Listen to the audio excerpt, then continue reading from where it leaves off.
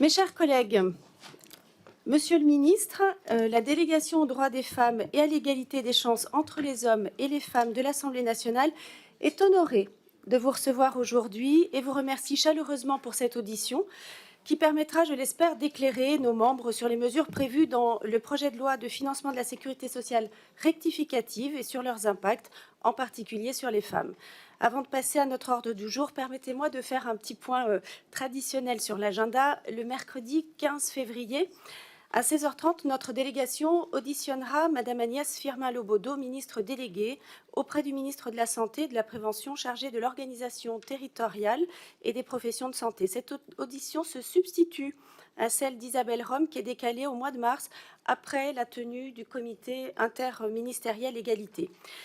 Nous aurons également le jeudi 2 mars, toujours en plénière et dans le cadre de la mission d'information budget genré, une table ronde avec des représentants des collectivités territoriales ayant mis en place cette démarche. Elle sera organisée dans ce cadre-là. Je rappelle une invitation auprès de vous tous pour aller rechercher des initiatives dans vos territoires pour permettre de nourrir cette audition. Nous souhaitons que cette mission soit vraiment nourrie des expérimentations qui sont dans vos circonscriptions et n'hésitez pas à nourrir ce débat. Je vous rappelle en outre que la délégation organise le 1er mars et en lien avec la présidence de l'Assemblée, dans le cadre de la séquence du 8 mars, une journée d'atelier qui sera sur la mixité. Nous recevrons 3 classes de lycéens de l'Essonne. On organise le matin des ateliers, puis on aura un temps de restitution de ces ateliers de 16h à 18h. En salle Victor Hugo, vous êtes chaleureusement conviés à participer. Dans le traitement des ateliers, on traite le sujet de l'éducation, la lutte contre les stéréotypes de genre et nous traiterons évidemment des sujets orientation, formation. Donc à nouveau, je vous invite à participer à la fois peut-être aux ateliers le matin et surtout sur la restitution en fin de journée. Enfin, vous pouvez d'ores et déjà noter à votre agenda la date du 2 mai 2023, 17h30, nous organisons la projection du documentaire Lettre à l'enfant que tu m'as donné de Charlotte Silvera. Cette projection sera suivie d'une table ronde en présence de notre ministre Isabelle Rome. Nous en arrivons maintenant à notre ordre du jour. Nous allons entendre une présentation par Monsieur le ministre des principaux enjeux et des impacts sur la réforme, pour les femmes. Je donnerai ensuite la parole aux orateurs de groupe pour une durée de 2 minutes. Je vous demanderai de bien vouloir respecter ce temps. Je donne le temps global. Nous sommes ensemble jusqu'à 18h15, donc nous ferons en sorte que chacun puisse intervenir. À l'issue de ce temps, je donnerai la parole à des questions brèves et on va tenter de faire des questions-réponses pour essayer de dynamiser cet échange et ce débat. Donc le respect du temps sera crucial pour être dans notre timing. Je vous remercie, mes chers collègues. Monsieur le ministre, vous avez la parole. Merci beaucoup, Madame la Présidente. Quelques mots d'abord pour vous remercier de cette invitation à présenter ce qui concerne plus particulièrement la situation des femmes et la question de l'égalité entre les femmes et les hommes dans la réforme des retraites telle que nous l'avons présentée dans le cadre du projet de loi de financement de la sécurité sociale rectificative que la Commission des affaires sociales examine actuellement et qui sera examiné en séance à partir de la semaine prochaine. Il y a cette occasion qui m'est donnée, mais c'est aussi pour moi l'occasion de rappeler que la question de l'égalité professionnelle et de l'égalité des femmes et des hommes dans chacun des secteurs du travail, tant la vie active qu'après la vie active et au moment de la retraite, doit être une préoccupation constante, que c'est une préoccupation constante de mon ministère, et je crois que c'est une préoccupation qui est évidemment très largement partagée par l'ensemble des membres de votre délégation. Nous sommes souvent, dans le débat qui nous anime autour des retraites, confrontés à une forme de difficulté, ou en tout cas d'interrogation, de recherche de solutions, qui là aussi, je crois, peut traverser différentes sensibilités qui animent le Parlement et votre délégation. Nous souhaitons toutes et tous que le système de retraite soit le plus protecteur possible, et nous avons toutes et tous une forme de tentation, mais qui est une tentation extrêmement humaine, extrêmement compréhensible, de faire en sorte que ce système de retraite en particulier puisse corriger, gommer, parfois même effacer un certain nombre d'inégalités, d'injustices qui, tout au long de la vie, ont pu s'accumuler. Et je pense notamment à cette injustice qui persiste en matière de vie professionnelle et ce chantier toujours ouvert de l'égalité professionnelle, puisque nous savons que ce sont les inégalités professionnelles qui font les inégalités de retraite, et que ce sont ces inégalités professionnelles qui expliquent l'écart moyen de pension entre les femmes et les hommes. Ce n'est pas le système de retraite en lui-même qui génère cette inégalité, mais bien les années qui le précèdent et que parfois nous essayons de réparer. Le système de retraite n'est donc pas responsable en lui-même par les paramètres qui sont les siens de cette situation.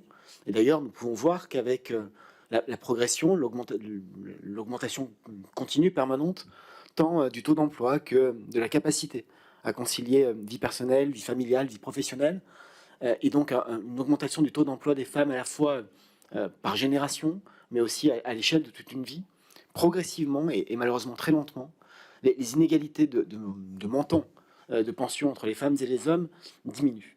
Beaucoup trop doucement, évidemment. Mais nous étions à plus de 40% il y a quelques années, nous sommes aujourd'hui à 30%. C'est évidemment considérable, c'est évidemment inacceptable, mais cela démontre aussi que sociologiquement, le fait que notre société permette, d'une certaine manière, facilite, je ne sais comment l'exprimer, un travail des femmes à l'échelle d'une vie plus facile, ou en tout cas moins difficile à concilier avec une vie personnelle et une vie familiale, a aussi pour conséquence que nous puissions avancer en matière de réduction des inégalités. Il y a 3 points que je voudrais expliciter devant vous pour peut-être faire écho à un certain nombre de débats qui ont pu traverser l'espace public au cours des derniers jours. Le système, la réforme de retraite que nous présentons n'est d'abord pas une réforme défavorable aux femmes. C'est une évidence à nos yeux, je vais essayer de l'expliquer et peut-être même de convaincre. Et nous mettons même en place des dispositions qui sont protectrices pour les femmes les plus fragiles, en tout cas celles qui sont les plus exposées aux difficultés professionnelles que j'évoquais il y a un instant. Ce texte que nous vous présentons, c'est un texte qui a été enrichi, amélioré, je crois, au fil de la concertation, à la fois par ses aspects généraux, mais aussi par des échanges parfois plus thématiques. Et je tiens à souligner d'ailleurs à ce sujet la qualité des échanges entre nous-mêmes, Madame la Présidente, dans des échanges que nous avons eu directement, vos équipes et les miennes, ou encore avec Madame Panonac autour d'un certain nombre de sujets.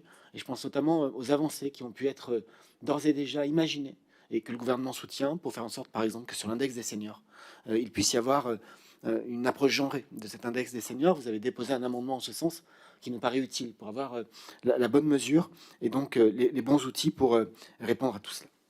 Je voudrais revenir en premier point sur la question de l'âge de départ et de la durée d'activité nécessaire pour faire valoir une retraite à taux plein.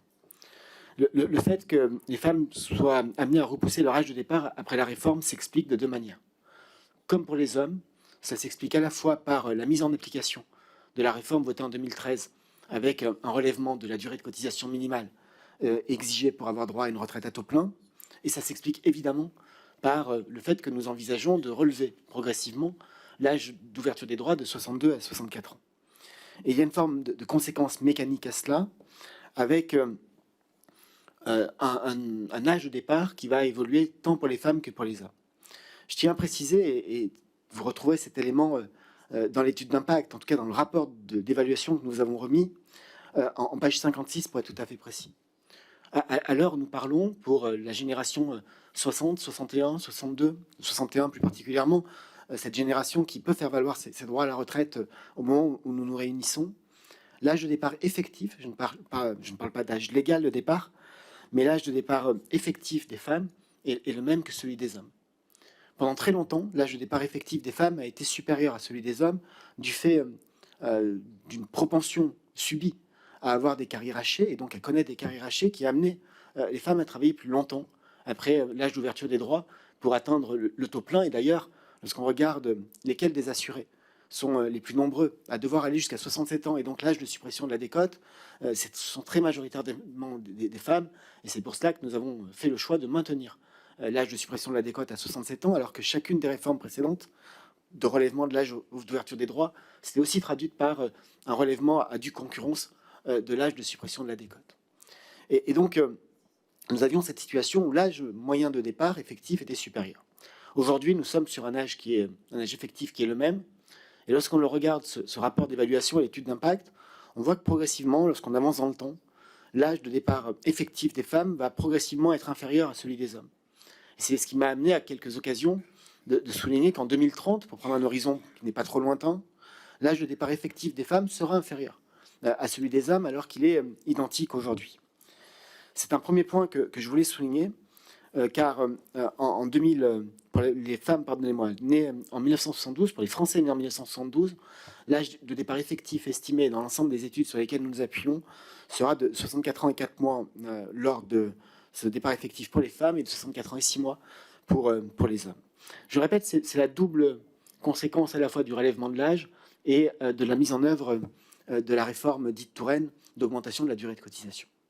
Se pose parfois la question, et c'est en cela qu'il y a un chantier, à mon sens, devant nous, de la manière dont sont valorisés à la fin de la carrière les trimestres qui font l'objet d'une validation et qui sont considérés comme validés mais non cotisés à l'occasion d'événements familiaux. Le fait de relever quelque peu l'âge de départ, le fait d'augmenter la durée de cotisation exigée, amène à une forme de moindre effet de ces trimestres validés à l'occasion d'une maternité ou de l'éducation d'un enfant, pour être tout à fait complet sur les 8 trimestres que l'on peut appliquer dans le cadre du régime général. Et cela s'explique aussi par ce que j'évoquais tout à l'heure, le fait qu'aujourd'hui, beaucoup, pour ne pas dire la plupart, ça serait un peu présomptueux de dire beaucoup ou toutes, la plupart des femmes qui travaillent, qui ont un enfant, peuvent à la fois reprendre une activité rapidement, sont indemnisées dans le cadre du congé maternité, et donc à l'occasion d'une naissance, peuvent à la fois la même année valider un certain nombre de trimestres au titre de leur activité professionnelle et de leurs revenus, et dans le même temps bénéficier, et c'est la loi qui le prévoit ainsi, de 4 trimestres validés supplémentaires. Et nous sommes passés d'une situation où, lorsque nous avons créé, je vois Madame réagir, mais je vais au bout de la démonstration parce que je peut-être même qu'on peut être d'accord sur l'objectif final. Mais lorsque ces trimestres validés ont été décidés à la fin des années 60, nous étions dans une situation où, lorsqu'une femme avait un enfant et accouchait, elle arrêtait son activité. Et ces trimestres étaient véritablement pensés comme une compensation de trimestres pendant lesquels elle ne pouvait pas cotiser, et parce qu'elle ne pouvait pas travailler, qu'elle ne bénéficie pas de revenus de substitution suffisants pour valider les trimestres. Et nous sommes passés, ce qui est plutôt heureux, à une situation où les évolutions que j'évoquais aidant ou le permettant, ces trimestres viennent en plus et non pas en compensation ou en contrepartie de trimestres entre guillemets perdus parce que non cotisés. Et donc c'est une question que nous devons peut-être regarder de manière très posée, très rationnelle, si vous me permettez cette expression, à la fois pour trouver de l'égalité, parce qu'aujourd'hui nous avons des régimes en la matière qui sont totalement différents. Le fait que dans le régime général il y ait 4 trimestres validés, alors que dans la fonction publique il y en ait 2, peut interroger. Le fait que le dispositif concernant les 4 trimestres supplémentaires dits d'éducation d'un enfant soit librement réparti entre les 2 parents, mais à condition de le faire avant 4 ans et demi, souffre d'un déficit d'information qui est manifeste. Et le fait que ces trimestres viennent désormais en plus et non pas en contrepartie peut nous interroger. Et pas pour les remettre en cause, pas pour remettre en cause l'idée même, mais pour nous demander si notre système de droits familiaux répond véritablement aux objectifs qu'on lui donne. Et peut-être que nous sommes passés, et c'est une réflexion que nous pouvons avoir, d'un objectif où ces trimestres validés venaient remplacer et compenser donc des trimestres non cotisés et perdus, à une situation où désormais la parentalité, en l'occurrence la maternité, n'empêche plus de cotiser au moment de l'arrivée de l'enfant, mais peut-être perçue comme un frein à l'évolution professionnelle. Et si c'est un frein à l'évolution professionnelle, ce qu'on sait que dans différentes études c'est le cas, ça n'est pas forcément par l'octroi de trimestres de compensation, mais peut-être par d'autres mécanismes. Et je le dis très directement, d'autres mécanismes à inventer que l'on peut apporter des réponses à cette inégalité de déroulement de carrière liée parfois à la maternité, qui ne se traduit plus par une absence de trimestres cotisés, mais plutôt par un frein à la promotion professionnelle ou à la progression professionnelle. Ça fait partie du chantier sur les droits familiaux que nous proposons d'ouvrir, à la fois avec le corps, mais je sais, et votre délégation très certainement de manière prioritaire, l'intérêt des parlementaires sur ce sujet-là. La deuxième chose que je veux souligner concerne la question du niveau des pensions. Une fois la réforme votée, et si elle l'est bien évidemment par le Parlement, près de 30% des femmes qui partiront à la retraite verront leur pension augmenter grâce aux dispositions de la réforme, contre un peu plus de 15% des hommes. Là aussi, ça ne s'explique pas par une disposition qui serait spécifiquement adressée aux femmes dans cette réforme. Ça s'explique par le fait que les mécanismes que nous mettons en place, notamment sur le minimum de retraite à 85% du SMIC, vont bénéficier directement et prioritairement aux assurés qui aujourd'hui partent à la retraite avec les pensions les plus basses, et que la part des femmes dans ces assurés qui partent avec les pensions les plus basses est évidemment surpondérante, surreprésentée, du fait des inégalités professionnelles accumulées tout au long de la vie. Et donc le fait de relever le minimum de pension bénéficie, mais le terme est impropre, apporte un effet positif sur le niveau de retraite des femmes plus que sur celui des hommes, tout simplement parce que les femmes en question, sont aujourd'hui celles qui ont les plus petites pensions, et donc il est logique qu'un tel relèvement leur profite plus directement. Il y aura donc une forme de réduction des inégalités de genre, et c'est heureux, mais je crois que nous reviendrons là aussi à la question de l'égalité professionnelle. Je disais, il y avait 40% d'écart entre la pension moyenne des femmes et celle des hommes. Aujourd'hui, nous sommes autour de 30%, un peu au-dessus de 30%, et l'objectif est évidemment que cette inégalité de niveau de pension soit totalement supprimée, et pour qu'elle soit totalement supprimée, cela passe évidemment par une égalité professionnelle réelle tout au long de la carrière, et là aussi le chantier reste ouvert. Enfin, il y a un certain nombre de dispositions, et j'en terminerai par là, qui permettent une amélioration de la prise en compte de la situation des femmes. D'abord en prenant en compte les congés parentaux et plus globalement les trimestres acquis au titre de l'assurance vieillesse des parents au foyer pour un certain nombre de dispositifs. C'est ainsi que nous allons intégrer un certain nombre de trimestres cotisés au titre de l'assurance vieillesse pour les parents au foyer, pour l'éligibilité au dispositif des carrières longues et des retraites minimales jusqu'à 4 trimestres. Et par ailleurs, ces trimestres rentreront de manière intégrale, tous les trimestres, dans le calcul du minimum de pension, ce qui n'était pas le cas jusqu'alors. Et là aussi, nous avons un objectif qui est, tant pour les carrières longues que pour le calcul des minimums de pension, de faire en sorte que cette intégration de trimestres validés au titre de l'AVPF soit de nature à supporter et à mieux aider les femmes, les assurées femmes qui ont le niveau de pension le plus élevé. La deuxième mesure, mais je l'ai évoqué, je passe rapidement, c'est évidemment le maintien de l'âge du taux plein et donc de l'âge de suppression de la décote, puisque le fait que l'écart entre l'âge d'ouverture des droits et cet âge soit ramené à 3 ans alors qu'il a toujours été à 5 ans, amène finalement une possibilité de limiter les effets de la décote et que cela profite prioritairement à celles et ceux qui ont les carrières les plus hachées. Je termine, Madame la Présidente, en vous disant que sur ces 3 points, il y a évidemment à chaque fois, je pense, soit des avancées, soit des outils pour conforter des situations, mais que dans les responsabilités qui sont les miennes aujourd'hui, au-delà de cette réforme des retraites, à chaque fois que je pourrais être à vos côtés pour permettre de rétablir cette égalité professionnelle entre les femmes et les hommes, et ainsi réduire les inégalités qui en découlent lors du départ à la retraite, vous pourrez bien évidemment compter sur mon concours. Je vous remercie, Monsieur le Ministre. Alors, avant de donner la parole à nos collègues orateurs, permettez-moi de vous poser la première question. Si la réforme comporte, vous l'avez indiqué, de nombreuses garanties en ce qui concerne les carrières hachées ou les aidants, et finalement qui permet d'accentuer la résorption progressive des écarts entre les pensions des femmes et celles des hommes, il n'en reste pas moins que, selon l'étude d'impact, on a un écart qui resterait à 18,3% pour les générations qui sont nées en 80. Et bien que ce chiffre, vous l'avez dit, soit en baisse, nous ne pouvons nous en satisfaire s'agissant des pensions qui seront versées finalement dans plus de 20 ans. Donc je pense que nous devrions prendre l'objectif à l'horizon d'une génération, 2050, d'éradiquer totalement l'écart de pension entre les femmes et les hommes. C'est pourquoi je souhaite que le gouvernement prenne ce sujet à bras-le-corps, en agissant cette fois-ci peut-être sur le marché du travail, vous l'avez dit, en amont finalement qui permettent ces conséquences-là, et d'agir sur 3 causes. La première, c'est la discrimination salariale, de continuer à travailler sur les inégalités de salaire, à toute chose égale par ailleurs. La question de la mixité des métiers, en particulier dans les filières les plus porteuses, les plus rémunératrices, et je cite le secteur du numérique, par exemple, les femmes allant plus spontanément ou moins spontanément plutôt sur des filières qui sont plus rémunératrices. Et enfin, la question de la moindre participation des femmes au marché du travail, on le sait, du fait de choix familiaux, maternité, parentalité, et évidemment, dans les familles, elles sont plus facilement des aidantes dans les familles. Monsieur le ministre, quel levier entendez-vous mobiliser pour atteindre ces objectifs ? D'abord, peut-être un mot, Madame la Présidente, pour vous dire que vous avez évoqué les aidants, que je n'ai pas évoqué dans mon propos, mais vous avez bien fait, puisqu'effectivement, le texte prévoit plutôt la création d'une assurance vieillesse pour les aidants, et que c'est une volonté d'aider les aidants ou de soutenir les aidants, de reconnaître leur implication. Et c'est une mesure qui là aussi, non pas parce qu'elle est pensée pour les femmes, mais parce que souvent les femmes sont des aidants, plutôt que les aidantes souvent les aidants sont des aidantes, va bénéficier dans sa mise en œuvre plus aux femmes qu'aux hommes, du fait de cette forme de répartition des tâches.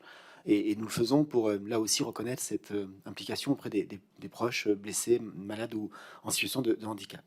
Sur l'objectif d'une égalité zéro, en tout cas d'une égalité totale entre les pensions de retraite des hommes et des femmes à horizon 2050, nous y souscrivons. Et nous y souscrivons à une condition, mais vous l'avez évoqué, c'est que ce soit accompagné d'un plan d'action.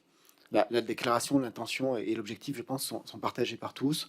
Et si nous pouvions le faire plus vite, nous en serions tous très heureux. Mais il faut que nous puissions avoir ce plan d'action et les pistes que vous avez tracées, notamment sur un certain nombre de secteurs qui ne sont pas encore suffisamment féminisés aujourd'hui, sont évidemment des pistes sur lesquelles nous travaillons, tout comme sur l'accès au marché du travail ou encore sur le développement d'une nouvelle offre de services en matière de petite enfance et de garde d'enfants, puisqu'on sait que dans les principaux freins à l'accès à l'emploi ou à la mobilité, la question de la garde d'enfants est tout à fait prépondérante, et notamment pour les femmes qui élèvent seules leurs enfants. Donc ça fait partie des sujets sur lesquels nous sommes à la fois ouverts au travail, mais aussi ouverts au partage de ce que nous avons déjà imaginé, ce sur quoi nous avons déjà avancé, sur les questions de garde d'enfants en particulier. Mon collègue Jean-Christophe Combe, dans le cadre des déclinaisons du Conseil national de la refondation, a ouvert un certain nombre de chantiers qu'on pourra partager avec vous. Je vous remercie. La parole pour le groupe Renaissance est à Prisca Thévenot. Merci Madame la Présidente. Monsieur le Ministre, effectivement, comme vous l'avez dit, la question de l'impact de la réforme des retraites sur les femmes est cruciale et nous observons aujourd'hui malheureusement beaucoup de contre-vérités, de désinformation à ce sujet que je pense cette audition va permettre de lever en sérénité.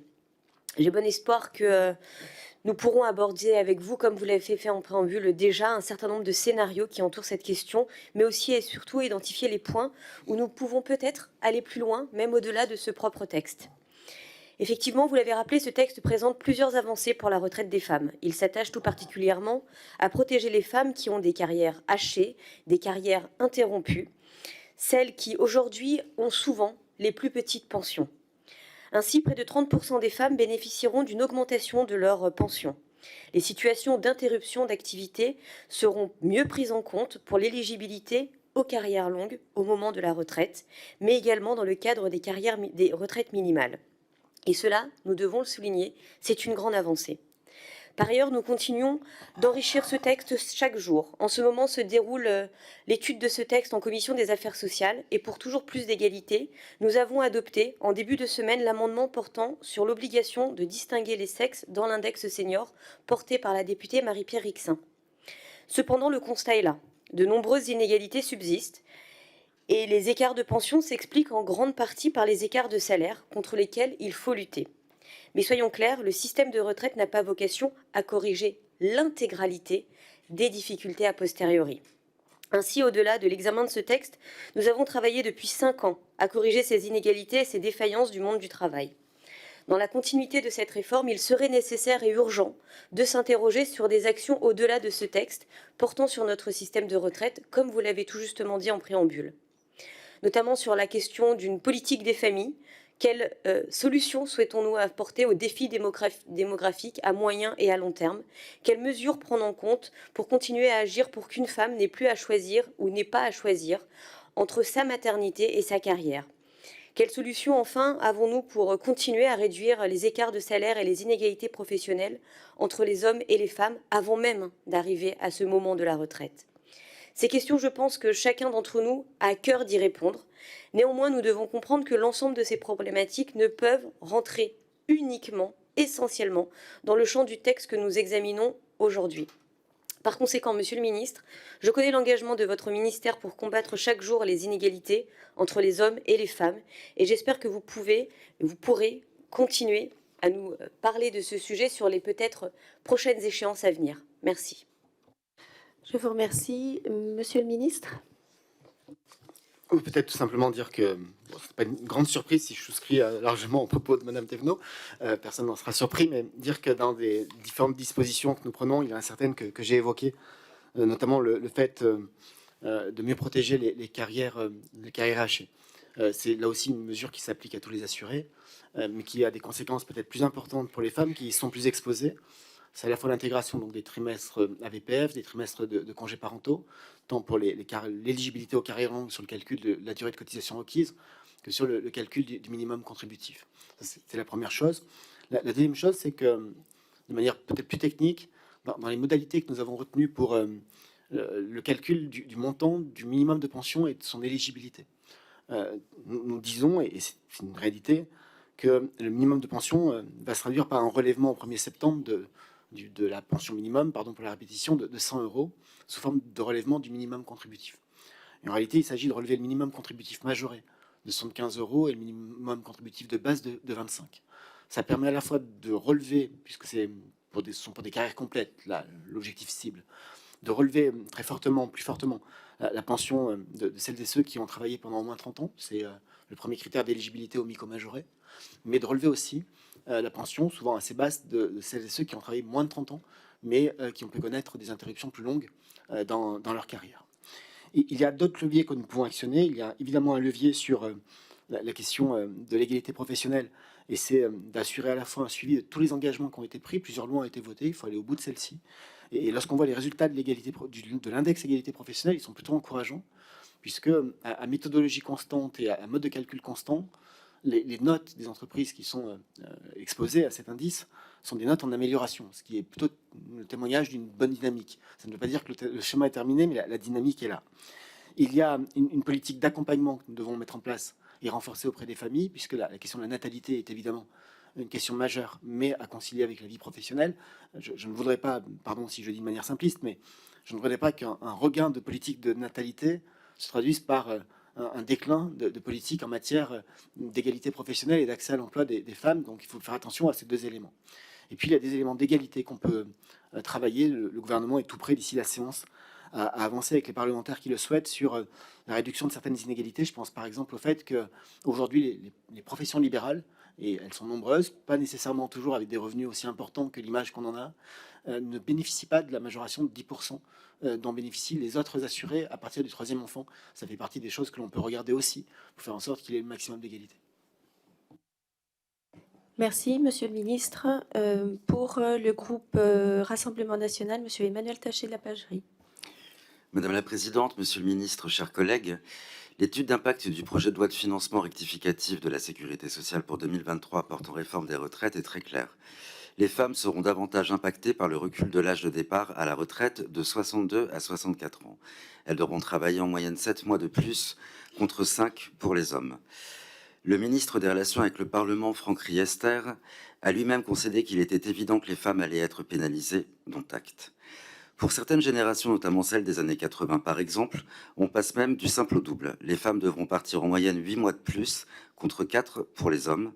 En cause, celles qui pouvaient partir dès 62 ans à taux plein, grâce au trimestre acquis lors de la naissance de leurs enfants, devraient désormais attendre l'âge légal, soit 2 ans de plus pour partir. Cette situation est d'autant plus inique du fait que les femmes prennent déjà leur retraite plus tard que les hommes. Elles sont déjà à 19%, notamment issues du baby-boom, contre 10% des hommes à devoir aller au-delà de 65 ans pour éviter une décote en raison de carrières plus souvent hachées. Bien sûr, ces situations sont aussi liées à la structure de l'économie des dernières décennies qui a causé des inégalités certaines salariales entre les femmes et les hommes. Et les gouvernances successives n'y sont pas étrangères. L'amélioration des carrières féminines et la meilleure prise en compte de la maternité tend, avant cette réforme, à améliorer les pensions de retraite à long terme des femmes et rapprocher leur retraite conjoncturelle de celle des hommes. Pourquoi, Monsieur le Ministre, vouloir casser cette dynamique de réduction de l'inégalité avec cette réforme? Pourquoi prendre une fois de plus les femmes à témoin et réduire l'effet de trimestre pour la maternité, alors même qu'elle est une avancée majeure de ces dernières années et que, concomitamment, la natalité est au plus bas historiquement en France? Je vous remercie, Monsieur le Ministre. Monsieur le Ministre. Merci Madame la Présidente. Monsieur le député, je crains que depuis votre place, vous ne le voyez très bien, mais c'est le graphique que j'évoquais. Et par ailleurs, comme tout le monde ne le verra pas aussi bien que vous, puisque vous êtes assez proche, mes collaborateurs en ont autant de copies que nécessaire si vous le souhaitez. Mais au-delà de ça, il est page 56 de l'étude d'impact, et ce graphique montre bien que pour la génération 1955, le départ effectif est à 52 ans et 3-4 mois pour les femmes, alors qu'il était à 61 ans et 6 mois pour les hommes, que ça se rapproche de manière structurelle.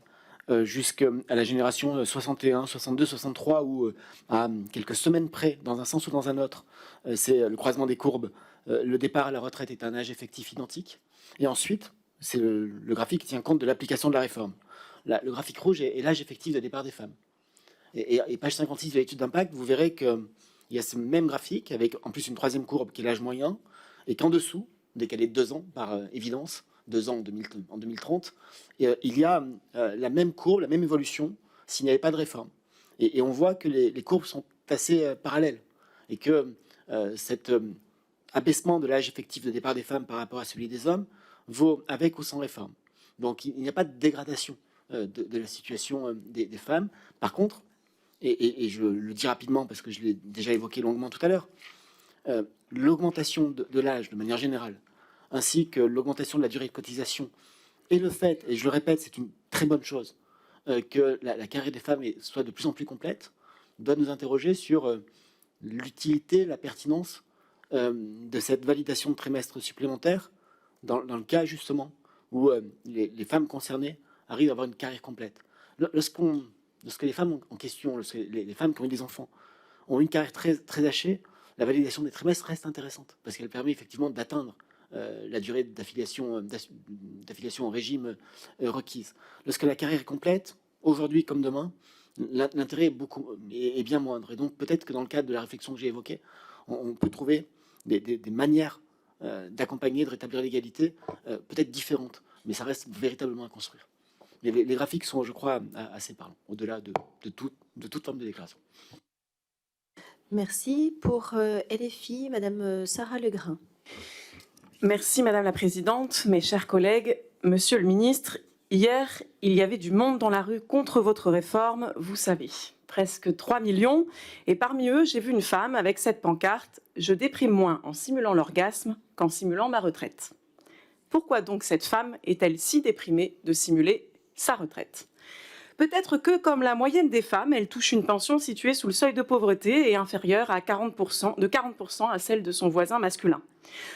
Ou alors peut-être que, comme une femme sur 5, elle devra travailler jusqu'à 67 ans pour ne pas subir la décote.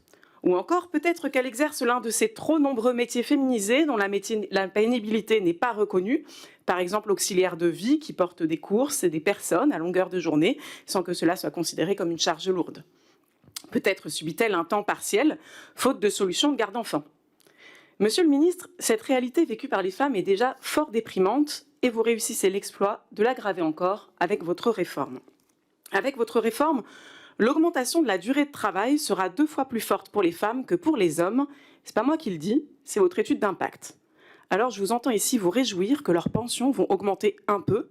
J'ai envie de vous dire, c'est franchement la moindre des choses en devant travailler plus.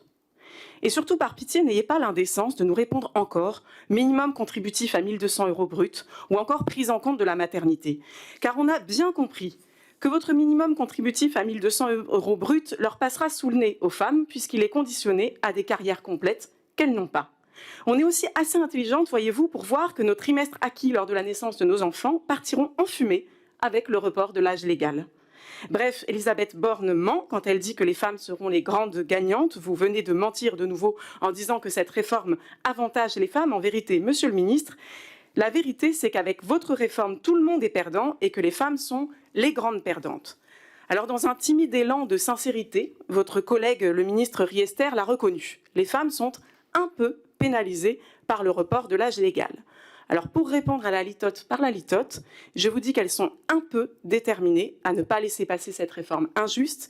Elles se mettent en grève, quoi qu'il leur en coûte, et elles descendent dans la rue, bien décidées à vous faire reculer. Et je crois que vous feriez mieux de les entendre, car l'histoire le montre, quand les femmes s'en mêlent, le pouvoir tremble. Monsieur le ministre, je vous laisse la parole.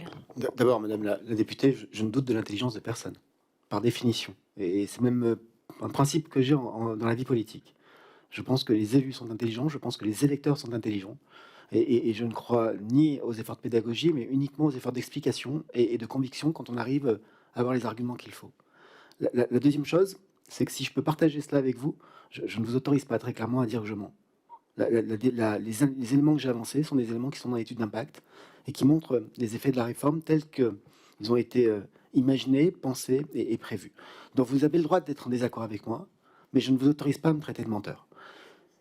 Je vous dis que vous avez le droit d'être en désaccord avec moi, mais vous n'avez pas le droit de me traiter de menteur. Tout le monde va travailler plus, les femmes comme les hommes. Mais le graphique de la page 56 le montre. Il y a le maintien d'un âge effectif de départ à la retraite qui sera inférieur pour les femmes. Vous dites le minimum, pardon madame, mais je crois vous avoir écouté jusqu'à la fin de votre propos, même pour les parties les moins agréables. Vous dites, n'ayez pas l'indécence de parler de minimum contributif à 1 200 €. Mais ce qui est indécent, ça serait de maintenir le niveau des pensions là où il est. Peut-être que vous considérez que c'est insuffisant. Peut-être que vous considérez que ça ne compte pas. Mais moi, je considère que lorsqu'on améliore de 100 € des pensions qui sont à 1 050, 1 060 € aujourd'hui, ça compte. Et ça compte pour ceux qui vont pouvoir ainsi en bénéficier. Et qu'il y a 200 000 retraités par an, sur les 800 000 départs, qui vont bénéficier d'une pension meilleure, jusqu'à 100 €, par l'application de la réforme plutôt que par sa non-application. Puis enfin, un dernier mot, mais pour vous dire que et vous montrer que j'ai écouté la totalité de votre question. Jusqu'à 53 ou 54 secondes, j'étais d'accord avec tout.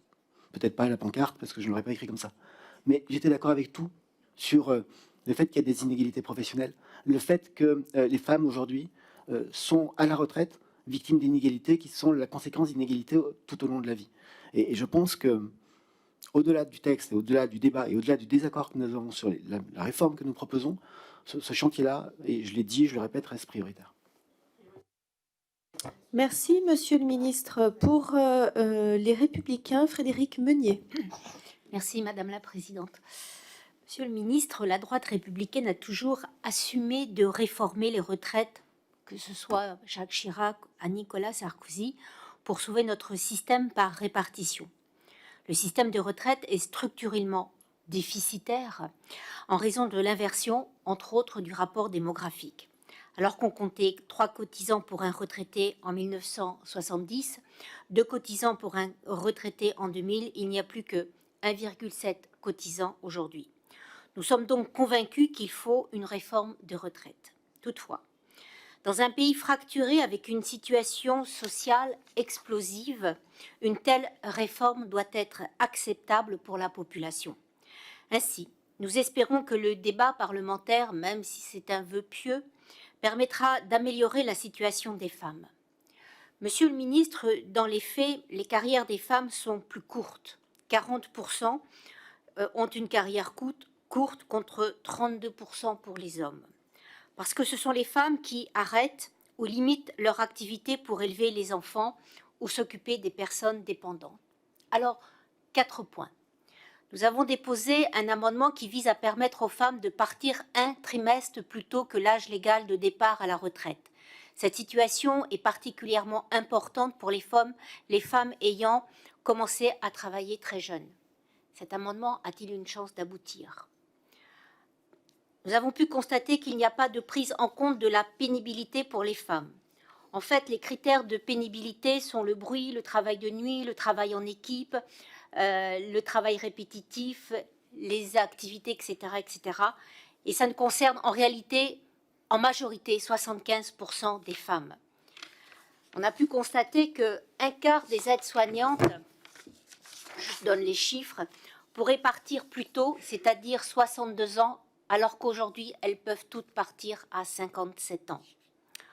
Enfin, il faudrait avoir 64 ans pour bénéficier d'une carrière complète, alors que 40% des femmes n'ont pas de carrière complète. Ça, c'est ce qu'on ne comprenne pas aujourd'hui les femmes. Et pour finir, nous n'avons pas encore parlé, mais la pension de réversion. Pensez-vous qu'il serait possible pour les veuves pacsées de pouvoir bénéficier d'une pension de réversion ? Je vous remercie. Monsieur le Ministre. Merci Madame la Présidente. Madame la députée, sur le premier point de votre intervention, et la question de créer finalement une carrière longue, peut-être genrée, ou une carrière longue spécifique femme. Nous ne sommes pas sur cette orientation-là, avec des modèles et des réponses que nous essayons d'apporter et d'améliorer sur des questions de carrière longue, qui sont des réponses qui s'appliqueront, en tout cas qui s'adresseront à tous les assurés, hommes et femmes. Nous regardons par contre comment la prise en compte des trimestres que je qualifiais tout à l'heure à VPF, mais aussi des trimestres congés parentaux, peuvent faciliter cet accès à la durée de cotisation requise, y compris dans le cadre de départ anticipé. Ça, c'est la première chose. La deuxième chose, nous regardons aussi Et nous avons cette attention sur la situation des assurés, et les femmes sont plus nombreuses dans cette situation que les hommes, à approcher et même à franchir l'âge d'ouverture des droits sans avoir une carrière complète. Et vous l'avez dit, souvent les assurés qui n'ont pas une carrière complète, qui n'ont pas la durée de cotisation exigée, sont des femmes qui doivent aller plus loin.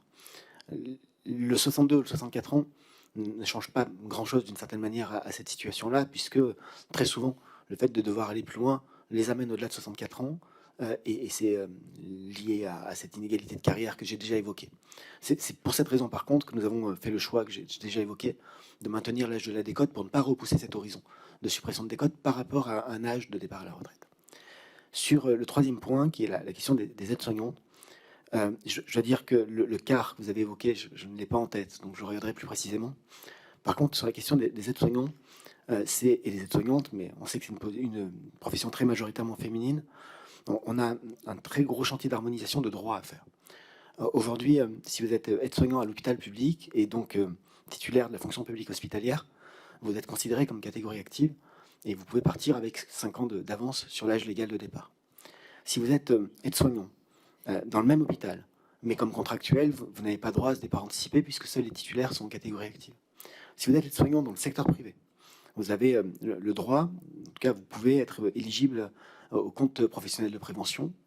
L'abaissement des seuils d'obtention des points que nous proposons dans la loi va faciliter l'accès de cette profession d'aide-soignant à des points de C2P qui peuvent être convertis soit en départ anticipé, soit en congé de reconversion. Et la prise en compte d'une autre manière, notamment des critères ergonomiques, mais pas dans le cadre du C2P, autour des postures pénibles, du port de charge et des vibrations, notamment pour les 2 premiers critères, permettra aussi de les accompagner. Puis enfin, il y a une troisième situation où vous pouvez être aide-soignant dans la fonction publique territoriale, principalement dans des EHPAD, gérés en régie directe par des CIS, des CCS. Et là, il n'y a ni compte personnel professionnel de prévention, parce qu'il n'est pas ouvert aux agents publics, ni catégorie active, parce que ça n'existe pas pour ce cadre d'emploi dans la fonction publique territoriale. Si vous ajoutez à cela la situation des infirmiers, qui est strictement la même, à l'exception de la FPH, où en fonction de la date de recrutement, vous êtes A ou B, donc vous êtes actif ou sédentaire, il y a un maquis à inégalité et un énorme frein à la mobilité entre ces différents employeurs d'un métier finalement autour des aides-soignants. Et donc, dans le cadre du fonds de prévention pour les métiers des soignants que François Braun va porter et qui apparaît dans le projet de loi de financement de la sécurité sociale rectificatif, ça fait partie des choses sur lesquelles nous devons trouver les bons outils, peut-être conventionnels, pour rétablir cette égalité entre des hommes et des femmes, et très souvent des femmes pour les aides-soignants, qui exercent le même métier mais avec des droits tout à fait différents. Merci, Monsieur le Ministre. Pour les écologistes, Marie-Charlotte Garin. Merci Madame la Présidente, Monsieur le Ministre. 1 145 € par mois, c'est la pension moyenne de retraite en France pour les femmes, contre 1 924 € pour les hommes. 10,4%, c'est le taux de pauvreté des femmes retraitées. Il est sensiblement plus élevé que celui des hommes et cet écart a tendance à se creuser depuis 2012. Enfin, les femmes partent un peu plus tard à la retraite que les hommes à la retraite. Je crois que vous voyez où je veux en venir, c'est que les inégalités de retraite sont le miroir des inégalités entre les femmes et les hommes tout au long de leur vie, et parfois même c'est un miroir grossissant. Vous nous dites que l'égalité femmes-hommes vous préoccupe et je l'entends, mais c'est bien la difficulté avec les droits des femmes, c'est qu'au-delà des bonnes intentions, il nous faut des moyens et des mesures concrètes. Vous parliez du chantier de l'égalité femmes-hommes, moi je fais partie de celles qui en ont marre de regarder les échafaudages et qui espèrent voir l'inauguration de leur vivant. Que proposez-vous pour remédier aux inégalités ? Parce qu'aujourd'hui, il n'y a rien pour remédier aux inégalités professionnelles malgré la loi de 2006 qui n'est toujours pas appliquée et aucune sanction en vue pour les entreprises qui ne la respectent pas. Rien pour le taux d'emploi des femmes. Je rappelle que la France est 25e sur les 38 pays de l'OCDE en la matière. Et pourtant, s'il était relevé au même niveau que celui des hommes, ce serait 10 milliards de cotisations supplémentaires pour nos retraites. Rien contre l'abus de temps partiel de certaines entreprises, temps partiel principalement occupé par des femmes. Rien pour les inégalités de salaire, alors que si nous arrivions à salaire égal pour travail égal entre les femmes et les hommes, nous augmenterions de 12% les cotisations. Mais au-delà de ne rien faire, votre réforme va creuser les inégalités dans un système qui est déjà défavorable aux femmes, puisque le décalage de l'âge légal de départ à la retraite de 62 à 64 ans et surtout l'allongement de la durée des cotisations vont toucher tout le monde. Les gens l'ont compris et ils et elles sont massivement descendus dans les rues hier. Mais cette décision, elle va surtout toucher tous ceux et toutes celles qui ont eu des carrières courtes, des carrières hachées, des temps partiels. Et c'est aussi simple que cela, nous nous y opposons. Et je vous le dis avec une certaine gravité, et je me fais l'écho des associations féministes qui vraiment ont le sentiment que vous instrumentalisez les droits des femmes pour justifier une réforme d'austérité budgétaire. Donc vous ne pouvez pas vous entêter à présenter cette réforme comme bénéfique pour les femmes alors même que ça n'est pas le cas. Je vous épargne la sortie d'un autre membre du gouvernement dont je salue l'honnêteté, mais au-delà de la question de l'impact désastreux sur les femmes de cette réforme, je vous demande de bien penser à l'impact que tout cela a sur la vie démocratique de notre pays et sur la confiance qu'ont les citoyens en leurs élus et en leurs paroles politiques. Je vous remercie. Merci, Monsieur le Ministre. Merci Madame la Présidente. Pardon Madame la députée si je suis rapide dans la réponse parce qu'en fait j'ai déjà donné un certain nombre d'éléments. Vous avez compris que je ne partage pas votre sentiment, en tout cas votre affirmation sur l'aggravation de l'inégalité. Je n'y reviens pas, je l'ai évoqué à plusieurs reprises. Mais vous avez aussi compris que nous partageons, je crois tous ici, ce chantier pour l'égalité professionnelle femmes-hommes. Je trouve à vrai dire un peu sévère quand vous dites il n'y a rien pour tel point, tel point, tel point. Il y a d'autres lois que celle de 2006 qui ont été adoptées. Il y a l'index que j'ai évoqué qui se met en place avec des sanctions à la clé pour cet index. Peut-être que nous pouvons aller plus loin, évidemment. Et quand vous dites que vous en avez marre de voir des échafaudages et que vous aimeriez inaugurer la fin du chantier, moi aussi. Et si je suis totalement direct et honnête dans ma réponse, j'aimerais que ce soit le cas, j'aimerais que ce soit le plus rapide, mais je crains malgré tout, et pas seulement du fait de dispositions législatives ou réglementaires, mais parfois de la durée et du temps que prennent certaines évolutions de notre société, que ça nécessite, et pour vous et pour moi, qu'on ait une certaine longévité en politique. Mais ce chantier, on le partage. Ne m'obligez pas à dire que c'est pour le sauver à court terme, Madame la députée. Oui, c'est vrai, c'est urgent parce que le déficit est là, il est bien là, mais je crois qu'on ne sera pas d'accord sur ce point. Et peut-être que vous conviendrez, Madame la députée, après m'avoir interrompu 9 fois depuis le début de cette séance, que... Ou 10 peut-être, je ne sais pas, pardon. Je ne voudrais pas minimiser votre effort, mais vous conviendrez peut-être avec moi que le chantier de l'égalité professionnelle nécessite des mesures qui prennent un peu plus de temps dans l'application que des chantiers comme ceux que l'on mène quand on parle du PLFSS. Mais vraiment, sur l'égalité professionnelle femmes-hommes, je vais le dire pour je ne sais combien de fois cette fois-ci, mais on a beaucoup à faire, et en plus je suis assez convaincu que ça fait partie des sujets sur lesquels chacun peut se retrouver. Monsieur le Ministre, je vous remercie. La parole pour le MoDem est à Sandrine Josso. Merci Madame la Présidente, Monsieur le Ministre, chers collègues, on est ravis de vous recevoir aujourd'hui au sein de la délégation. Et vous le savez, et pour cause, le projet de loi de financement rectificatif de la sécurité sociale est porteur de nombreuses avancées pour la situation des femmes, comme par exemple la revalorisation de 100 € des minima de retraite pour les futurs retraités et les personnes déjà à la retraite. Ainsi, 1,8 million de retraités bénéficieront de cette mesure de justice sociale, et dans ces 1,8 million de retraités, 60% sont des femmes. Aussi, n'oublions pas la meilleure prise en compte des carrières longues et interrompues pour s'occuper d'un enfant ou d'une personne dépendante. N'en déplaise à certains, nous le savons, toutes et tous, ce sont en premier lieu des femmes qui verront demain leur retraite améliorée. Le gouvernement auquel vous appartenez prouve ainsi, par des actes, que l'égalité entre les femmes et les hommes est bien la grande cause du quinquennat. Soyez certains que le groupe démocrate continuera d'être à vos côtés pour voter cette réforme. Pour autant, Monsieur le Ministre, le groupe démocrate pense qu'il est possible d'aller plus loin en faveur des femmes, notamment en ce qui concerne la maternité.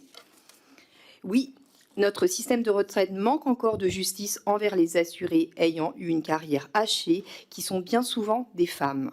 Lorsqu'elles ont eu un ou plusieurs enfants, celles-ci vont devoir travailler jusqu'à 67 ans pour éviter de liquider leur pension avec une décote. Dites-nous, Monsieur le Ministre, comment le système de retraite pourrait-il mieux soutenir les femmes qui ont eu des enfants? Et pensez-vous qu'une politique de soutien de la natalité soit importante pour garantir la pérennité de notre système par répartition? Et nous aimerions également savoir si l'égalité entre les hommes et les femmes fera partie des priorités du prochain projet de loi sur le travail. Merci. Merci, Madame ma collègue. Monsieur le Ministre. Merci Madame la Présidente. Madame la députée, d'abord pour répondre à votre dernière question, oui, ça serait un contresens que de porter un projet de loi sur le plein emploi, le travail, l'accès à la formation professionnelle, sans utiliser ce véhicule pour porter des dispositions qui permettent d'améliorer l'égalité entre les femmes et les hommes. Ça, c'est la première chose. La deuxième chose, concernant la prise en compte, ou en tout cas la manière de lutter contre les effets des carrières hachées Cela renvoie aux dispositions que j'ai évoquées, la prise en compte des trimestres de congés parentaux pour l'éligibilité au minimum de pension, pour l'éligibilité au système de calcul de l'éligibilité aux carrières longues, excusez-moi pour ce bafouillement. Et nous avons la même logique pour les trimestres validés au titre de l'assurance vieillesse des aidants, avec cette volonté d'aller un peu plus avant et d'accompagner ceux qui aident, qui sont dans l'immense majorité des cas des femmes. Il y a une autre mesure que j'ai évoquée tout à l'heure, je sais votre groupe y être attaché, c'est cette question de la majoration de 10% à partir du troisième enfant que nous souhaitons harmoniser pour faire en sorte qu'il y ait un maximum d'assurés qui puissent avoir droit à cela. Je fais une association d'idées parce que j'ai vu que Madame Meunier me disait que je n'avais pas répondu intégralement et votre question m'a permis de voir ce à quoi je n'avais pas répondu sur les questions de droits familiaux, c'est la question des pensions de reversion. Et nous n'avons pas ouvert dans le texte tel que nous vous le présentons, n'avons pas inscrit de disposition sur les pensions de reversion. Il y avait dans la réforme précédente un objectif à 70% qui se mariait très bien avec la mise en place d'un système universel. Dans le cadre d'un système qui reste un système par régime, cet accès harmonisé à la pension de reversion n'est pas aussi simple que cela, mais nous devons, je crois, ça relève aussi de ce chantier sur les droits familiaux, faire en sorte, d'ici le PLFSS pour 2024, qu'il y ait une harmonisation en matière de droit. Aujourd'hui, nous avons 13 régimes de pension de reversion et 13 règles différentes. Certaines règles sont assujetties à des conditions de ressources et d'autres pas du tout, ce qui est une inégalité assez fondamentale. Se posera aussi la question, et c'est là que Madame Meunier m'avait interrogé, de l'éligibilité à la pension de reversion de partenaires pacsés. Je ne vous cache pas, mais là c'est l'ancien ministre du Budget qui réagit, que c'est extrêmement cher, d'une part, et par ailleurs ça renvoie, mais je le dis sans le trancher, parce que je pense que c'est un débat qui renvoie aussi à l'organisation même de la société et à la manière dont on conçoit l'union entre deux êtres et à la nature de cette union juridique. Ça renvoie à un autre débat qui est que dans le cadre du mariage, aujourd'hui ouvert à tous les couples, il y a un engagement d'assistance mutuelle, de solidarité, au-delà d'autres engagements qui sont rappelés par le Code civil. Et cet engagement de solidarité et d'assistance mutuelle qui apparaît dans le mariage, dans les articles du Code civil rappelés à l'occasion de la cérémonie de mariage, n'apparaît pas dans le PACS. Et certains juristes, je dis bien comme ça parce que je ne veux pas trancher le débat, considèrent que finalement la pension de reversion et la traduction post-mortem, pardon de le dire comme ça, de cet engagement d'assistance et de solidarité mutuelle, qui n'existe pas dans le PACS et qui n'aurait pas lieu à exister de manière post-mortem. Et d'aucuns considèrent aussi que désormais, dans un système juridique où le PACS est accessible à tous les couples et où le mariage est accessible à tous les couples, cette possibilité d'avoir deux régimes différenciés s'explique par cette absence d'assistance, d'engagement et une assistance mutuelle. Mais là aussi, le débat gagnera, je pense, à être mené. Je vous remercie. La parole pour le groupe Horizon à Anne-Cécile Violent. Merci Madame la Présidente. Monsieur le Ministre, chers collègues. Monsieur le Ministre, tout d'abord, je tiens à vous remercier pour les premières avancées de prise en compte des spécificités des carrières des femmes, les axes de progrès dans cette nécessaire réforme de retraite, même si nous sommes toutes d'accord et impatientes, elles sont largement perfectibles. Je crois en la sincérité de votre préoccupation et je salue vos efforts de pédagogie. Le 23 janvier dernier, le Haut Conseil à l'égalité entre les femmes et les hommes publiait son rapport annuel consacré à un état des lieux actuel sur le sexisme en France. Ce rapport fait notamment état d'une reconnaissance massive de l'inégalité entre les hommes et les femmes dans toutes les sphères de la société. Vous l'avez évoqué, le constat est particulièrement alarmant dans le monde du travail, puisque seulement 20% de la population estime que les femmes et les hommes y sont égaux en pratique. De plus, nous notons que les femmes sont largement surreprésentées dans les métiers précaires et les métiers du soir, aux conditions de travail dégradées et aux horaires atypiques. Ces inégalités se répercutent ensuite sur les pensions de retraite. Ainsi, le texte prochainement débattu pourrait être une belle occasion de corriger ces inégalités face à l'emploi, face aux indemnités retraite. Suite à votre introduction de ce jour, je crois comprendre que vous souhaitez en profiter pour favoriser l'emploi des femmes seniors, particulièrement en difficulté, et notamment alerter sur la situation de ces femmes dans le sens de l'amendement déposé par notre collègue Madame Panonacle. Je pense que vous y avez répondu. Je me permets d'ouvrir d'une manière plus générale et d'attirer votre attention sur la problématique des femmes travaillant dans le milieu médical et paramédical, au-delà des problématiques de pénibilité posturale évoquées par ma collègue Madame Meunier. Les dernières données sanitaires sont formelles. Ces soignantes, de par leur surexposition à des composés nocifs volatiles, de la part de la rotation des horaires jour-nuit, sont sujettes à une forte prévalence de pathologies cancéreuses, notamment le cancer du sein, de grossesses pathologiques, de problématiques addictives ou dépressives. Évidemment, tout cela va impacter leur qualité de vie en général, leur santé, leur carrière et évidemment leur retraite.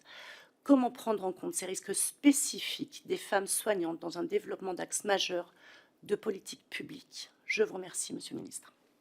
Merci, Monsieur le Ministre. Merci Madame la Présidente. Madame la députée, vous l'avez dit sur le premier point, je crois avoir répondu et je pense que nous aurons l'occasion d'avancer. Le projet de loi sur l'emploi, le travail, la formation, je le dis comme ça parce que son titre exact n'est pas encore arrêté, sera présenté au Parlement avant l'été et donc permettra d'avancer assez rapidement sur ces mesures-là et je serai dans ce cadre-là preneur de toutes les propositions permettant de progresser sur ce sujet. Sur la problématique ou la situation particulière des femmes soignantes, je dois bien avouer ne pas savoir répondre comme cela.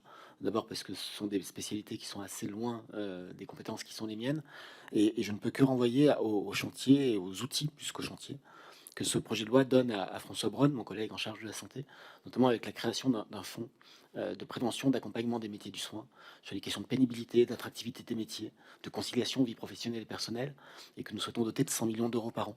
Ce qui est une somme qui peut paraître comme ça anecdotique dans une période où on parle souvent de sommes très importantes, mais qui est considérable par rapport à ce qui se fait en matière d'accompagnement de ces métiers-là. Et c'est dans ce cadre-là que nous pourrons donner suite à toutes les mesures que vous évoqueriez et aux sujets sur lesquels vous avez appelé mon attention. Je vous remercie. Pour le groupe GDR, Madame Karine Lebon.